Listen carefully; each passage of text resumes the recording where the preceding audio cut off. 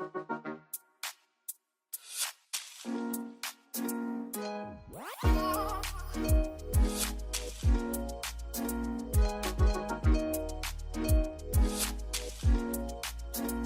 hello everyone, welcome to my channel. If you're new, welcome back if you're returning. So Kendra's back to get her nails removed because I've been mentioning to you guys that she injured herself about a little over a week ago. So this has healed for about a week. Let her know not to come see me till she could stand pressure on it, till there wasn't anything open. And right here I'm just touching it in every which way and touching it firmer and firmer and asking her, does this hurt? Does this hurt? Nothing hurt. The rest of her nails are intact.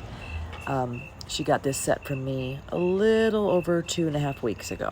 So I'm going to remove them all because she can't wear nails until this one heals. When I get that all the way off, you guys will see what we're working with there. So I'm just going to go ahead and do a removal. This is a quick video.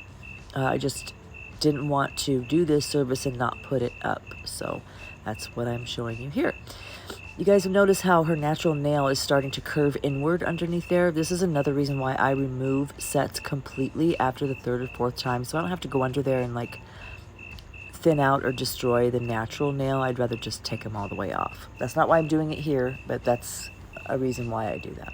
They start curling and separating away. So I'm going in with this 4-course safety bit from Not Polished with my Not Polished e-file on a speed of 13. And this nail also snapped off when she hurt herself, but she did not hurt this finger. So I'm going to do a removal down to the clear layer or as thin as I can, and then have her do a soak off. Another reason I asked her to make sure that everything was healed and nothing was open or anything, of course, because A, I wouldn't work on that, and B, we're going to soak in acetone, so I didn't want anything to hurt her. So I'm going to go in very, very gently. You'll notice that I'm just floating the bit. This is in real time. That I'm just letting the bit do the work over this. I'm going to get this removed. That on our right side, but on her left hand. So right where my bit is there, the right side, the little scab that you see there, that's where she injured it during this injury.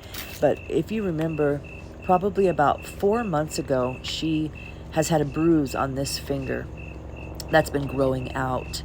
And we will see when we get this off that I think she had a weak spot there, because since the nail didn't give when she had that initial injury, what did give was, like I mentioned in that video, her flesh.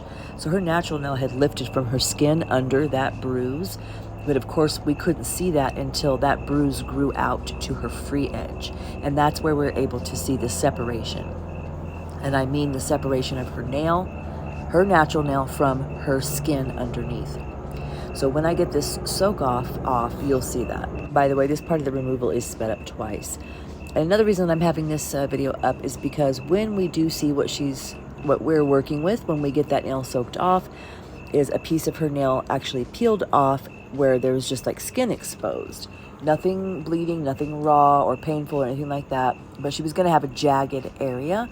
So I'm also going to do a hard gel repair in this video, just so that she doesn't have to walk around with something jagged that's going to keep snagging and keep injuring her.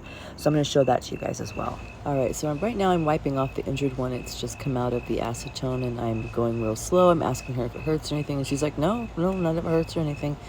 But I'm noticing on the other side, not the side where we thought we had the injury, but the other side by my left hand, that there's something dangling there. So I stop, I tell her to look at it, she looks at it, and it's her nail has lifted up. So I think I put this clip in here twice just to show you from a different angle. But I'm going to go in with the ball bit and clean up the rest of the nails. And when I get to the part where I'm with the sanding band to remove the rest of the acrylic that the acetone didn't take off, and to just make everything flush, I will show you what we found, which is just a little piece of nail hanging off. It wasn't attached to her skin, so we had to clip it off, and that is what made it jagged, which is what made me do the gel repair. So I'm going with the ball bit on a speed of 2 as well to get all the dead skin off of her nail plate and remove the cuticle. And then with my sanding band, also on a speed of 2, I'm going to go and, like I just said, make everything flush. I'm not going to remove every single bit of acrylic. We're not putting on new nails, by the way. I'm just giving her a manicure, which means a base coat and a top coat when we're done here. She's just going to leave with her natural nails. So I'm not going to remove every bit of acrylic for that, because that would just be more damaging to try to dig and dig and dig all of it off and possibly get into her natural nail while doing that. So I'm just going to make it flush with my sanding band here. And this is in real time, so you can see how gentle I go. I just float this across her nail. And whenever you're filing, when everything turns white, that's when you've made it level. So that's what I'm looking for, and I'm also feeling as I go along. Plus, Kendra's been coming to me for 2 years. This set that she had on here, she's had nails on for a solid year with me without any breaks whatsoever. And this is what her natural nails look like. When we're finished here, you'll see they look really, really gorgeous. If you guys have any questions about prep or rings of fire or damage or anything, you can ask me, because you can see her nails just look great. So this is the piece of nail I find. So I show her. And it's just really soft because it's been in the acetone, you guys, by the way. So we clip it off, and this is what we're dealing with. You see that jagged part that's still there. You can see where it's lifted too from underneath. So I'm going to very, very, very gently do the same thing I did to the other nails, which is just clean up all the debris that the acetone and the leftover acrylic left. So I'm just going to very gently go around and get that off, or get it flush. And then I'm going to go in with some not polished primer, some not polished base coat, and not polished top coat on every finger but this one. And on this one, and I'm just showing you the other hand coming out of the acetone right here.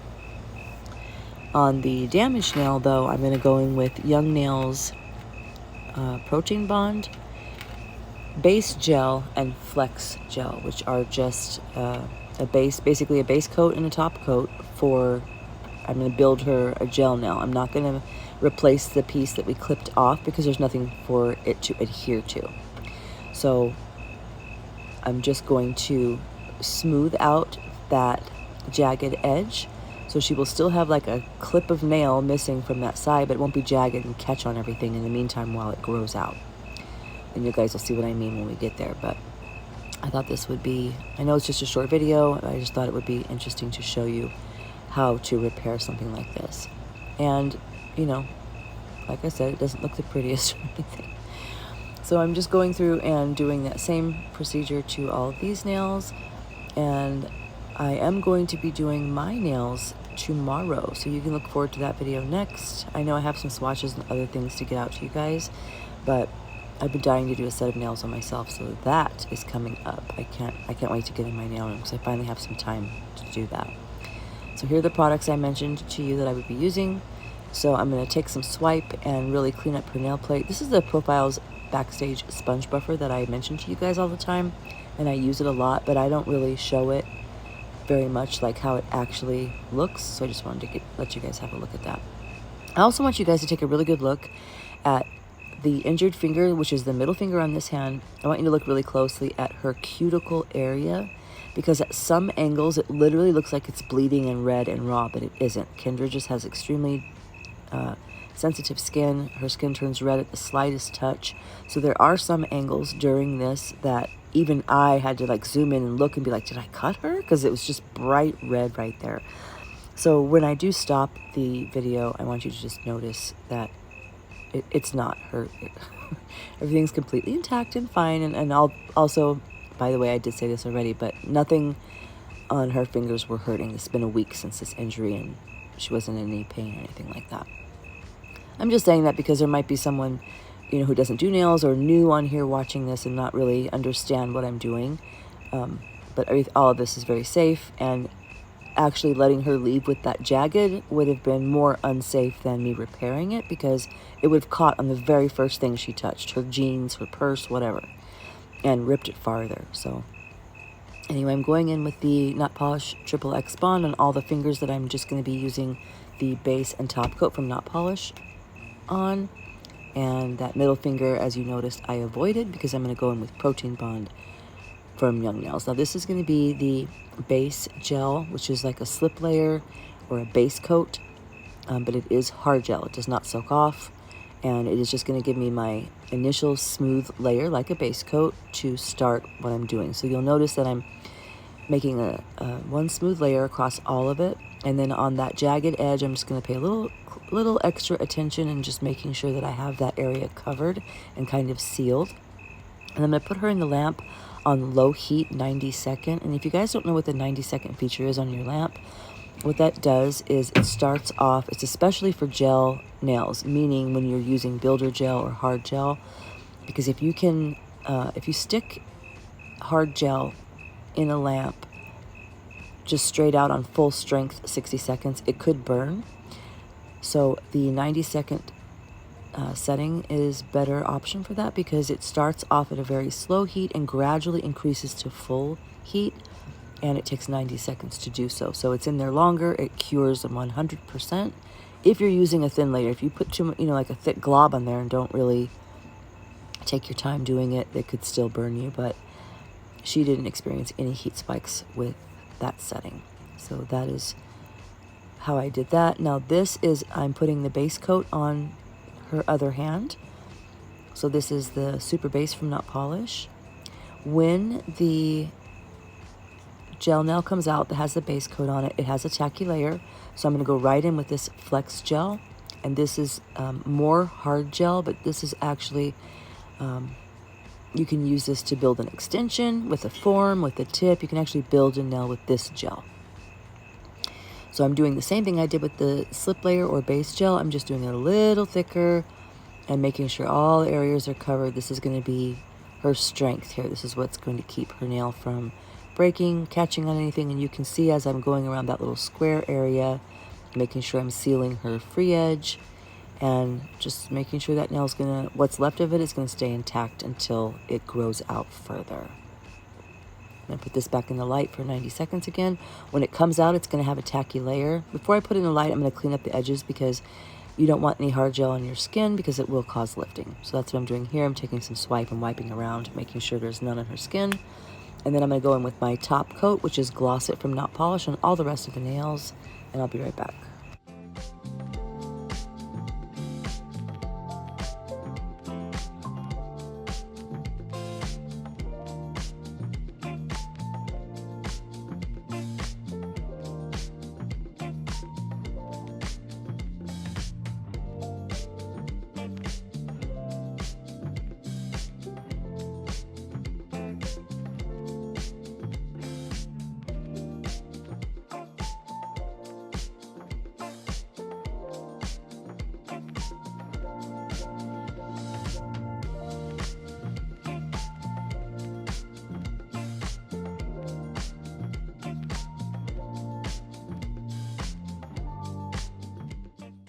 Okay, and I tell you guys all the time that Kendra's natural nails are just beautiful. The shape and just her natural nails are beautiful. So now you guys can see them. I'm not putting any more nails on these. These are done. I am going in with just a little slight light buffing to the free edge like I do on all my sets to make sure that there's not anything hanging over.